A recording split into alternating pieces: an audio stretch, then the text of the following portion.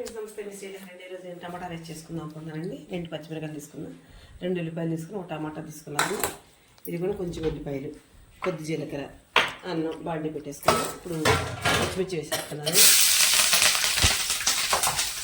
చూసారా పచ్చిమిరకాయలు ఎలా టపటపా కట్ చేసి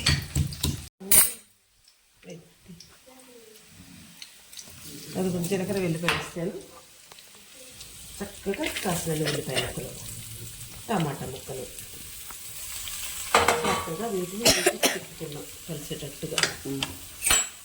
ఇంకొంచెంసేపు వేగనించుకుందామండి. చక్కగా ఒక టమాటా ముక్కలు, ఉల్లిపాయ ముక్కలు, పచ్చిమిరకాయ ముక్కలు పచ్చిపోయేటట్టు వేగనించుకుందామండి. కొద్దిగా వేసాను కదా, అదిగోండి ఉల్లిపాయలు, టమాటాలు, పచ్చిమిరకాయలు వేగిన కొద్ది పసుపు వేసానండి.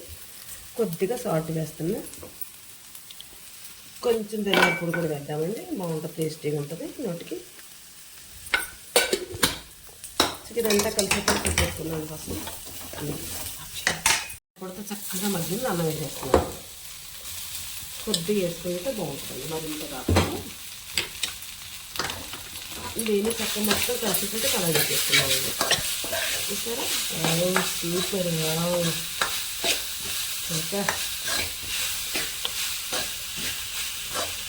చక్కగా టమాటా రైస్ రెడీ అయిపోయింది. గరం మసాలాతో, ధనియాల పొడి, గరం మసాలా, టమాటా, పచ్చిమిరపకాయ, ఉల్లిపాయ, వెల్లిపాయ, జీలకర్ర. చూసారండి, నేను చేసే విధానం మీకు నచ్చితే నాకు ఒక లైక్ ఇవ్వండి. Please subscribe.